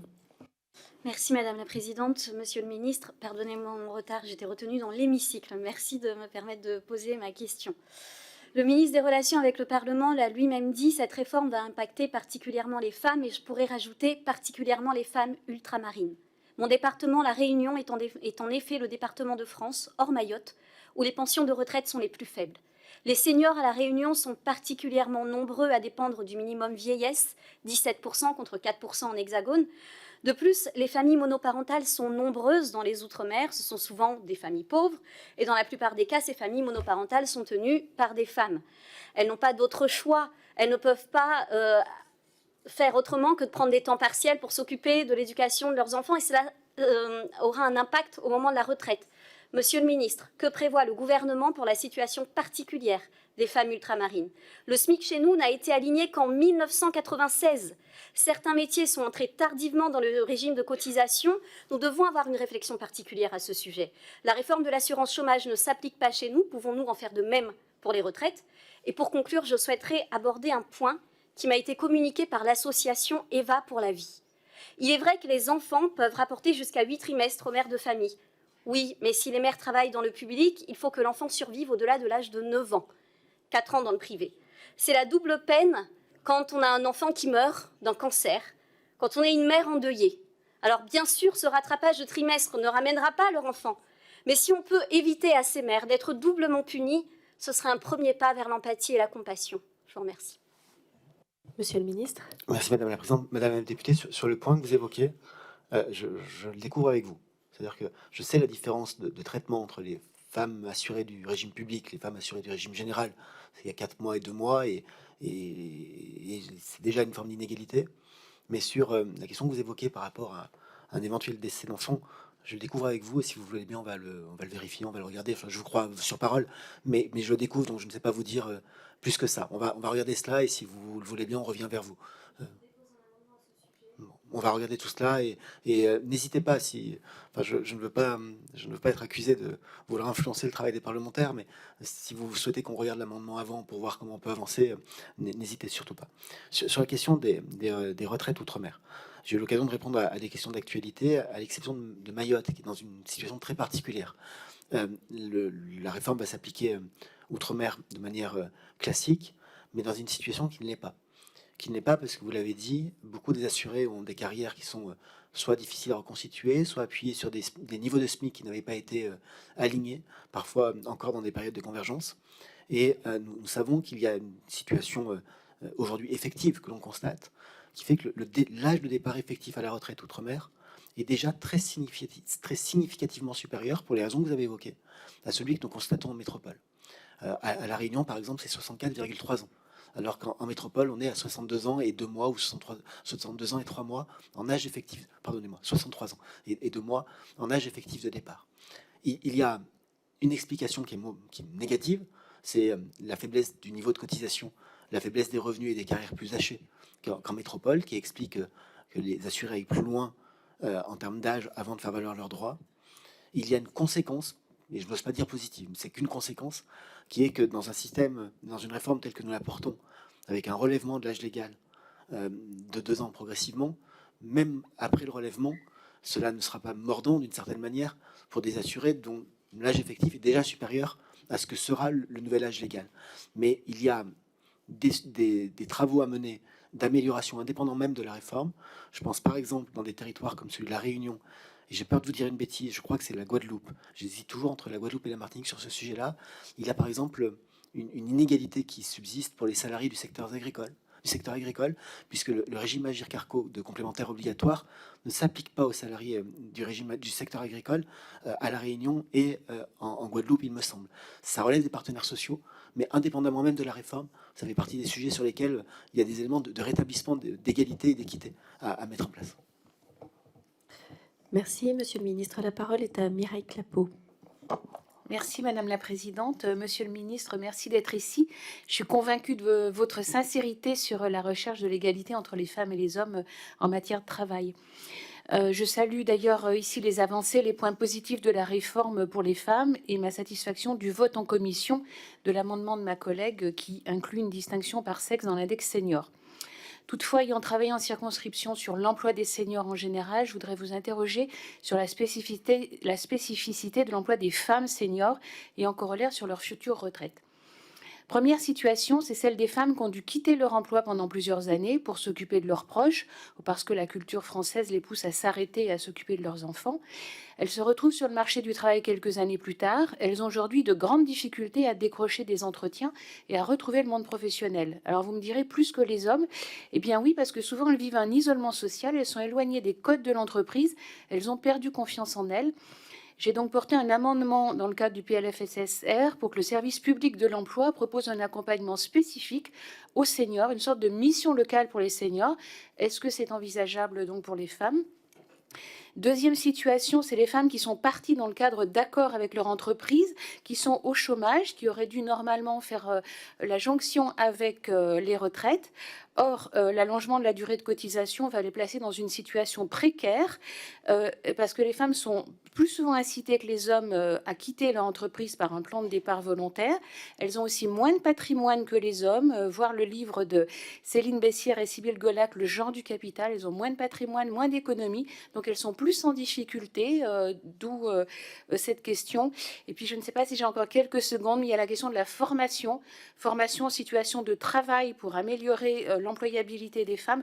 Comment est-ce qu'on peut vérifier que ces modalités de formation sont bien proposées à ce public spécifique ? Je vous remercie. Merci, Monsieur le Ministre. L'essentiel de la réponse, Madame la députée, va tenir pour la question de l'implication des entreprises et du service de l'emploi en matière d'emploi des femmes, et particulièrement des femmes seniors, dans le fait que nous puissions, et c'est le sens d'un amendement qui a reçu un avis favorable de la Commission hier, je crois, ou avant-hier, d'avoir des mesures qui soient genrées pour ce qui concerne l'index senior. Mais une fois que j'ai dit cela sur la capacité à avoir une mesure genrée de cet accès du maintien à l'emploi des seniors, la réponse tient aussi dans des mesures pour l'emploi des seniors qui soient les plus générales et les plus efficaces possibles.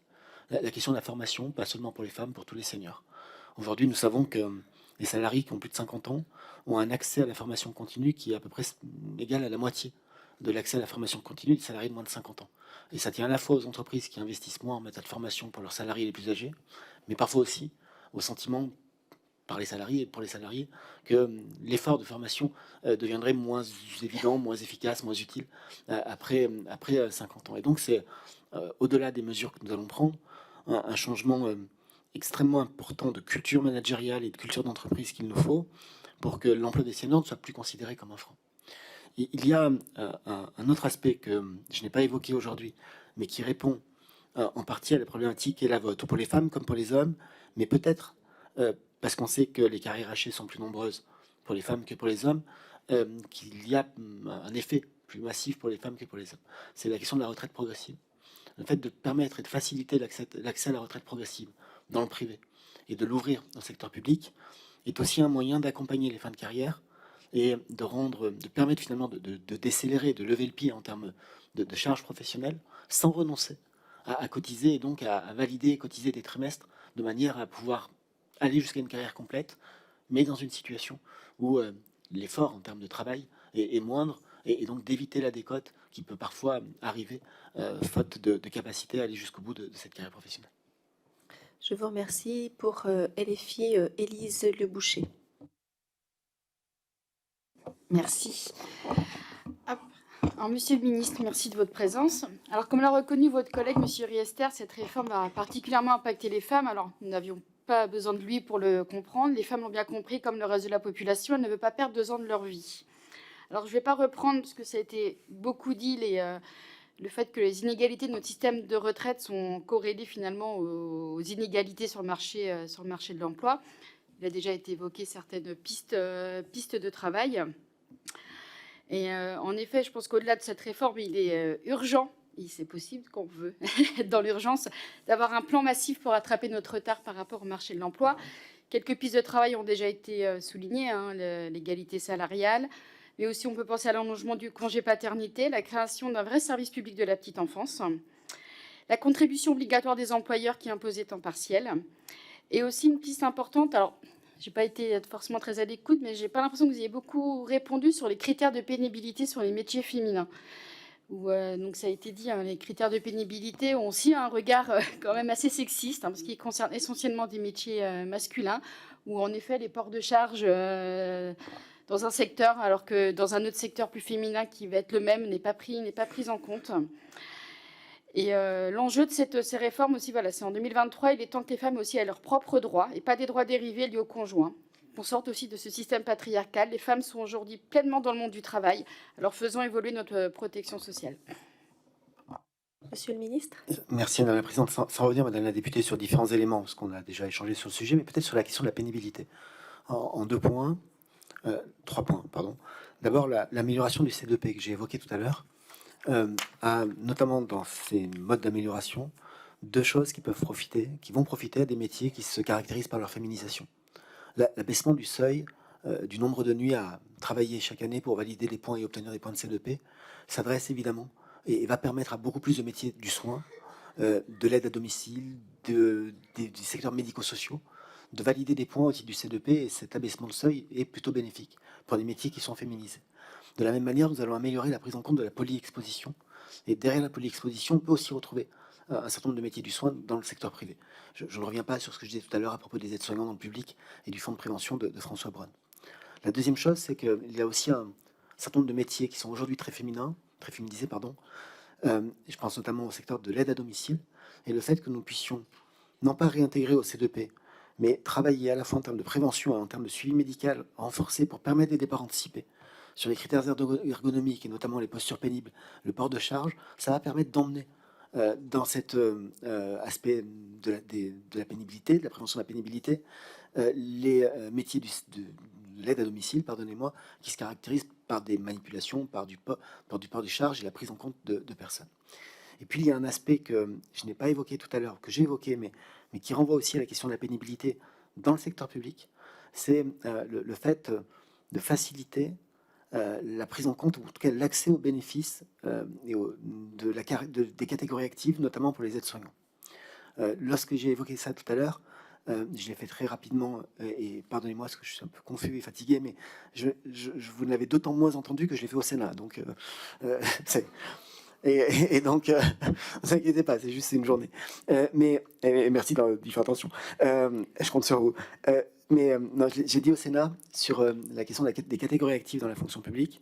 On va faire plusieurs choses. On va notamment permettre la portabilité, ce qui fait qu'aujourd'hui, un fonctionnaire qui travaille dans une catégorie active et qui fait, par exemple, là c'est un métier très masculin, 15 ans comme surveillant de prison, 15 ans comme policier, on lui dit qu'il n'a droit à rien parce qu'il faut faire 17 ans dans un corps et uniquement un corps, ou 27 ans. Donc la portabilité va permettre de reconnaître des droits au départ anticipé pour ceux et celles qui auront accumulé des années d'actifs dans différents corps considérés comme actifs. C'est la première chose.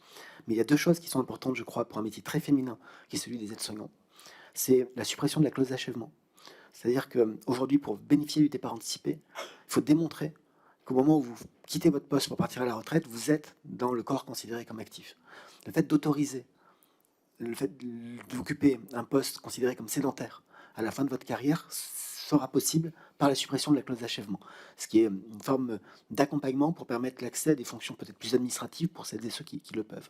Et la deuxième chose, c'est la prise en compte de la durée de travail dans une catégorie active comme contractuelle. Aujourd'hui, je reprends l'exemple des aides-soignants. Si vous êtes contractuel dans un hôpital public pendant 10 ans et que vous êtes ensuite titularisé comme aide-soignant, votre décompte d'années en catégorie active pour avoir droit à un départ anticipé commence au moment de la titularisation. Le fait d'intégrer les années faites comme contractuelles, c'est parfois 10, c'est parfois 2, c'est parfois 3, permettra aussi de renforcer cet aspect-là. Je vous remercie. La parole est à Amélia Lacrafi. Merci Madame la Présidente. Monsieur le Ministre, chers collègues. Monsieur le Ministre, je tiens tout d'abord à vous remercier chaleureusement d'être présent durant ce temps politique particulièrement chargé et important. Ma question porte sur l'engagement associatif. Si le don à une association fait l'objet d'une exonération d'impôt, rien n'est fait en revanche pour ceux qui contribuent à son bon fonctionnement. Or, le bénévolat est un moteur central de notre solidarité. Il contribue même à la création de richesses de notre pays. L'engagement de nos compatriotes représente ainsi 3% du PIB de la France en 2022. Parmi nos concitoyens bénévoles, les femmes occupent une place centrale, majoritairement présente dans les secteurs associatifs dans l'éducation, la culture et l'humanitaire. Elles sont au cœur de notre tissu associatif, dans tous nos territoires, et même quand elles mettent leur carrière entre parenthèses pour suivre leurs conjoints en expatriation. Nous retrouvons nos compatriotes au sein d'associations françaises comme les Accueils, les Entraides, l'UFE ou la DFE, au travers desquelles elles contribuent à la vie de la communauté et au rayonnement de la France à l'étranger.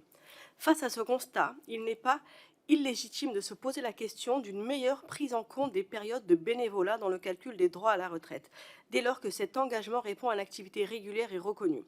Plusieurs propositions de loi ont été déposées en ce sens ces dernières années.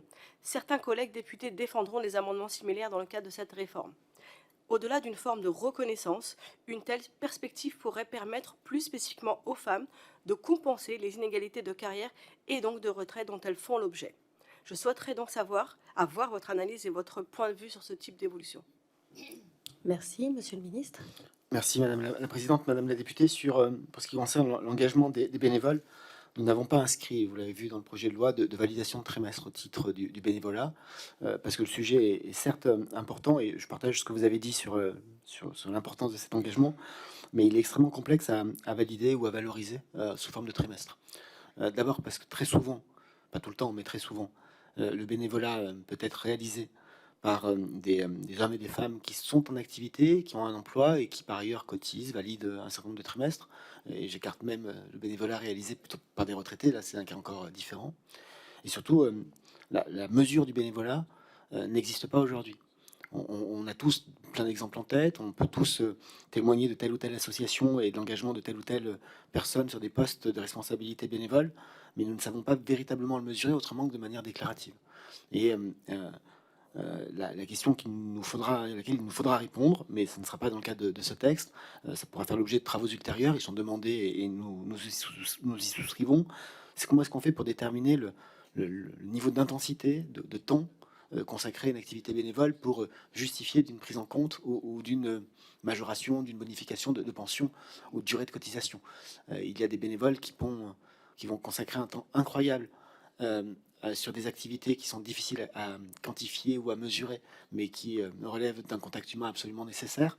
D'autres qui vont consacrer un temps incroyable sur des questions de gestion, et puis d'autres, et ça n'enlève rien à la qualité de cet engagement, qui vont consacrer quelques heures de loin en loin pour participer à l'organisation d'événements. Et tout ne peut pas être pris en compte de la même manière, et il y a un gros travail de défrichage à faire pour cela, un peu sur le modèle de ce que nous avons commencé à initier d'ailleurs pour la VAE, puisqu'en matière de VAE, on le fait avec ma ministre déléguée, nous travaillons sur cette possibilité de reconnaître des compétences acquises dans le cadre de l'exercice de responsabilité dans le secteur bénévole. Merci, Monsieur le Ministre. Pour LFI, Pascal Martin. Merci Madame la Présidente. Monsieur le Ministre, rappelons une réalité, les femmes travaillent plus que les hommes. 45 minutes de plus par jour en Europe pour être précise. Sauf que plus de la moitié de leur travail est réalisé gratuitement. Et quand leur travail est rémunéré, il l'est bien plus mal en moyenne que celui des hommes. Résultat, les femmes se retrouvent avec des pensions de retraite inférieures de 40% en moyenne à celles des hommes. Votre réforme, loin de résoudre cette inégalité, va l'accentuer. Ça a été dit par ma collègue et c'est écrit noir sur blanc dans votre étude d'impact. Vous qui êtes ministre du Travail, pouvez-vous expliquer aux femmes de ce pays pourquoi, depuis 5 ans et demi, aucune mesure ambitieuse n'a été prise pour prévenir ces inégalités en amont, en agissant sur l'accès au travail des femmes et sur les inégalités salariales? Améliorer l'accès des femmes à l'emploi, lutter contre les inégalités de salaire, voilà un bien meilleur moyen de financer notre système de retraite et de réduire ce déficit que vous craignez tellement. Merci, Monsieur le Ministre. Merci. Pardon, Madame la députée, parce que je vais être très bref pour avoir répondu plusieurs fois aux mêmes questions. Je note simplement que vous n'avez pas cité mon collègue, ce qui m'a étonné, parce que ça avait été le cas jusqu'à présent à chaque fois. Mais c'est pour ça que je note. Non, plus sérieusement, deux choses à souligner. D'abord, il y a des actes. Je ne l'ai pas dit tout à l'heure en réponse à certaines de vos collègues, de tous les groupes, mais sur la question de l'égalité professionnelle femmes-hommes, qui se met en place progressivement et avec un niveau de sanction et de coercition qui augmente, nous avons, quand je dis nous avons, c'est l'administration, procédé à 695 mises en demeure, 42 sanctions financières, et c'est conforme à la montée en charge que nous prévoyons, mais ça se traduit en actes, ce qui est plutôt une bonne chose, parce que ça va permettre de pousser à des actions correctrices qui sont particulièrement utiles. Votre intervention me permet d'apporter un élément pour montrer que nous avons un système qui a un caractère distributif, même s'il est encore très imparfait en matière d'égalité ou d'inégalité femmes-hommes. L'imperfection étant liée au déroulement de carrière, on l'a déjà tous constaté, dit et je crois partagé. Vous avez évoqué 40% d'écart. On est un peu plus de 30 aujourd'hui, mais le chiffre que vous avez évoqué était juste il y a quelques années. Non, justement. Avec les pensions de reversion, on est à 28. Je disais ça justement pour dire que les droits familiaux et les pensions de reversion permettent, et c'est heureux, de diminuer un peu l'écart, mais nous progressons petit à petit. Le 40% que vous avez évoqué est plutôt autour de 32-33 aujourd'hui. Les pensions de reversion permettent de le faire baisser, mais l'objectif est, comme l'a dit Madame la Présidente de la délégation tout à l'heure, c'est qu'à horizon peut-être 2050, ça peut paraître loin, mais c'est 25 ans, nous soyons sur un écart zéro. Ça sera ça, la réelle égalité, mais ça passera par l'égalité pro et par l'égalité tout au long de la vie. Merci, Monsieur le Ministre, pour le MoDem. Madame Poitot. Oui, merci Madame la Présidente, Monsieur le Ministre, bonjour et merci. Alors en fait, je n'ai pas tellement au nom de ma famille politique dans le groupe que je vais m'exprimer, mais plutôt en tant que membre de la Commission Défense et particulièrement attentive à la situation des femmes de militaires. Et je vais citer Florence Parly lorsqu'elle était ministre qui disait « Les familles sont au cœur de l'engagement militaire, ce sont les soldats que l'on recrute, mais ce sont des familles qui s'engagent ». Et quand elle disait ça, elle a mis en place tout un dispositif que nous avons appelé le plan famille.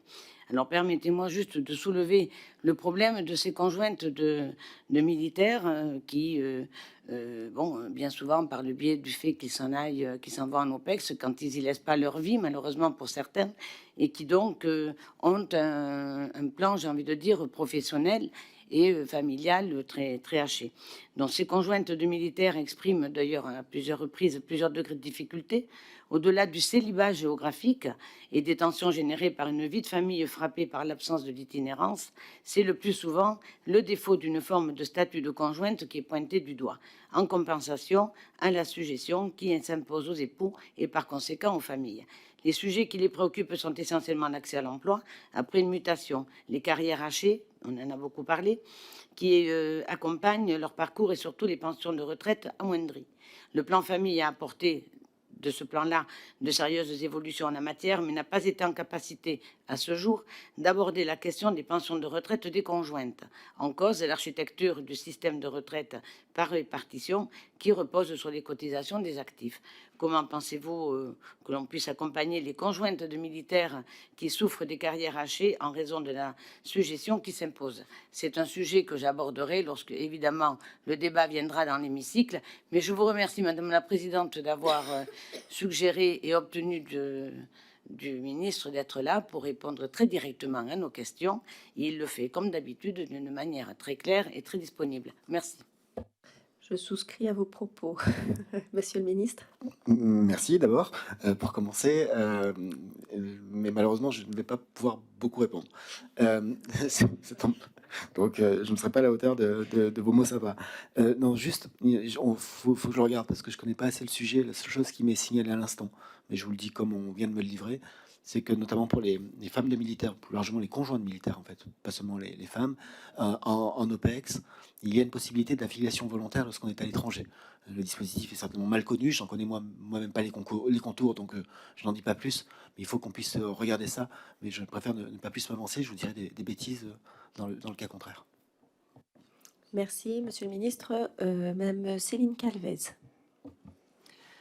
Merci Madame la Présidente. Monsieur le Ministre, nous devons toutes et tous agir pour lutter contre les inégalités entre les femmes et les hommes. C'est ce que nous, majorité présidentielle, nous employons à faire depuis 2017. À ce titre, la réforme des retraites que vous portez, Monsieur le Ministre, que nous portons également, va dans le bon sens. Et votre démonstration en introduction de cette audition, ainsi que les graphiques que vous nous avez distribués, en ont souligné le fondement. Vous avez su souligner les conséquences sur les retraites des grandes inégalités dans la vie professionnelle, mais aussi personnelle entre femmes et hommes. Vous avez aussi souligné la façon dont la place des femmes dans la vie professionnelle avait bien évolué depuis les années 60. Nous ne sommes pas du tout encore dans l'égalité réelle, non, mais nous nions pas les évolutions positives. Il reste à prendre des mesures. Vous en proposez dans ce projet de réforme des retraites et nous, parlementaires, les enrichissons. À ce titre, je veux saluer l'adoption en commission des affaires sociales de l'amendement de notre collègue Marie-Pierre Rixain qui vise l'intégration dans l'index senior d'une distinction par sexe et qui permettra d'apporter davantage de données genrées de manière à ce que les pouvoirs publics puissent mieux identifier les solutions à pouvoir mettre en place, notamment pour les femmes seniors. C'est justement sur cette question des données genrées que je souhaiterais vous interroger. Ma collègue Sandrine Josso et moi-même nous sommes vus confier par notre délégation aux droits des femmes une mission d'information sur le budget genré, ou encore appelé budget sensible au genre. Malgré les efforts mis en place lors du dernier quinquennat, notre pays dispose encore d'un certain retard. On est bien loin derrière de nombreuses nations membres de l'OCDE qui ont déjà largement plus initié cette politique de budget sensible au genre. Lors de nombreuses auditions que nous avons menées, nous avons pu constater la nécessité d'apporter davantage de statistiques genrées et d'informations chiffrées au sein des pouvoirs publics pour permettre une meilleure évaluation de l'égalité entre les femmes et les hommes, mais aussi de l'impact des finances publiques sur cette égalité. Ainsi, je souhaiterais savoir dans quelle mesure, au-delà de l'index égalité professionnelle ou au-delà du futur index senior, les remontées d'informations sexuelles sont d'ores et déjà mises en place au sein de votre ministère.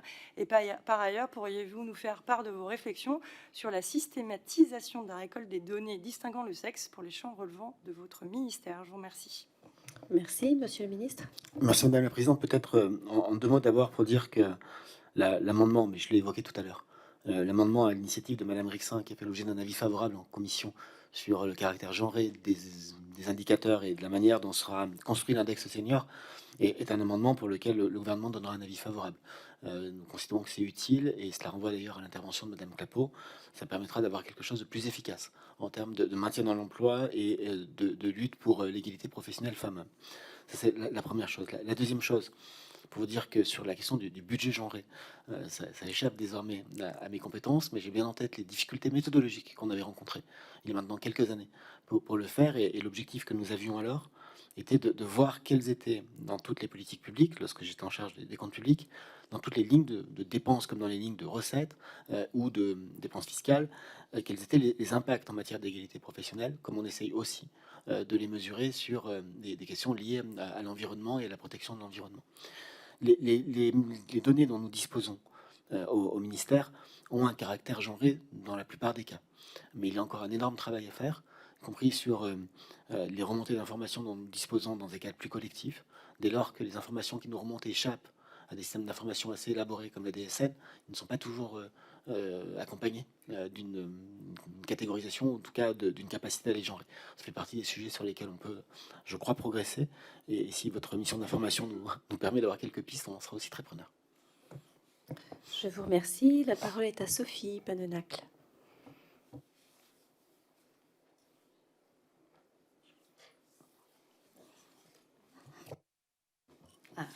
Merci Madame la Présidente.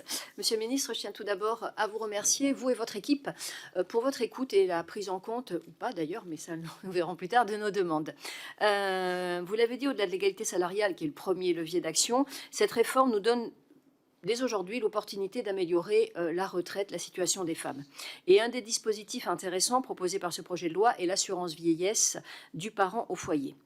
Aujourd'hui, les aidants, pour bénéficier de l'AVPF, doivent assumer la charge d'une personne en situation de handicap, enfant de moins de 20 ans ou adulte de leur famille, présentant au moins 80% d'incapacité permanente. On pourrait d'ailleurs peut-être envisager passer à moins que 80%. Ils doivent également avoir une activité professionnelle réduite ou être sans activité. Actuellement, les périodes validées au titre de la VPF ne sont pas prises en compte ni pour les carrières longues, ni dans le cadre de la retraite minimale. Après la réforme, dans les deux cas, jusqu'à 4 trimestres pourront être comptabilisés. C'est une réelle mesure de justice sociale. Toutefois, 4 trimestres, Monsieur le Ministre, c'est encore peu, alors que les femmes consacrent en moyenne 14 trimestres à assumer cette charge. Aussi, je vous propose d'augmenter le nombre de trimestres pris au titre de la VPF de 4 à 8, à la fois pour les carrières longues et la retraite minimale. Je vous remercie. Merci, Monsieur le Ministre. Merci Madame la Présidente. Sur les questions relatives à la VPF et notamment la question de l'assurance vieillesse parents au foyer. Sur le dispositif carrière longue, nous allons intégrer, comme vous l'avez dit, 4 trimestres en cohérence avec d'autres périodes, je pense notamment aux périodes de maladie ou d'invalidité, et ça permettra de faciliter le départ en carrière longue pour un grand nombre de bénéficiaires. Nous allons faire la même chose pour ce qui concerne la retraite minimale, puisque ces trimestres seront pris en compte dans le MICO-majoré, c'est-à-dire considérés comme équivalent cotisé, ce qui n'est pas le cas aujourd'hui, ce qui permettra de faciliter l'accès à la retraite minimale pour des assurés, souvent des femmes, qui ont sinon des toutes petites pensions du fait de temps conséquents consacrés à leur famille et aux enfants.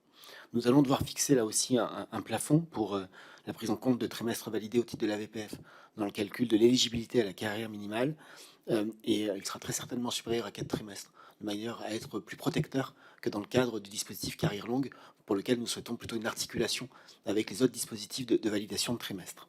Pour ce qui concerne les aidants, la piste que nous avons ouverte aujourd'hui est autour de 4, là aussi par cohérence, mais il est vrai que la période consacrée à être aidant est beaucoup plus longue en moyenne, et donc nous devons regarder, et nous sommes tout prêts à regarder comment augmenter le nombre de trimestres qui seraient pris en compte dans un certain nombre de dispositifs comme les carrières longues ou le minimum contributif dans le cas spécifique des aidants, tel que vous l'avez décrit il y a un instant. Je vous remercie. La parole est à Brigitte Liso. Merci Madame la Présidente. Monsieur le Ministre, j'avais prévu de vous poser une question sur l'index senior genré, mais je crois que vous y avez parfaitement répondu et vous avez validé l'amendement de ma collègue Marie-Pierre Rixain. Je vais donc réorienter ma question. Juste quand même peut-être préciser que l'indice INSEE définit l'emploi senior entre 54 et 64 ans, mais il me semble que pour les femmes, ça débute un peu avant. C'est juste une précision peut-être pas très objective, mais dans les entreprises, en tout cas, ça se passe comme ça. Donc ma question sera plutôt sur les clubs sportifs professionnels. Je pense en particulier au football, mais pas seulement, mais étant lilloise, bien sûr, je pense au LOSC, vous ne m'empêcherez pas de faire ce petit clin d'œil.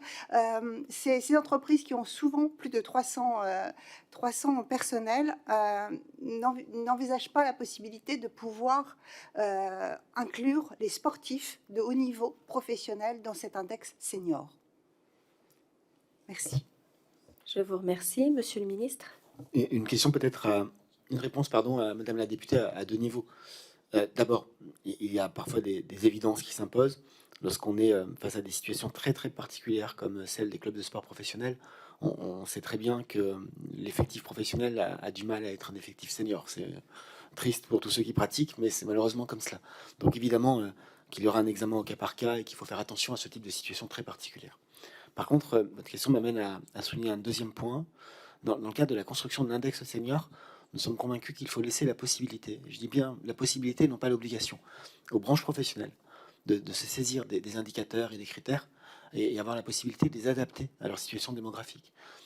Indépendamment, ou en tout cas au-delà des cas très particuliers de clubs de sport professionnels que vous avez évoqués, il y a des branches professionnelles qui, par leur activité, se caractérisent par une part de seniors aujourd'hui qui est extrêmement plus importante que d'autres secteurs professionnels.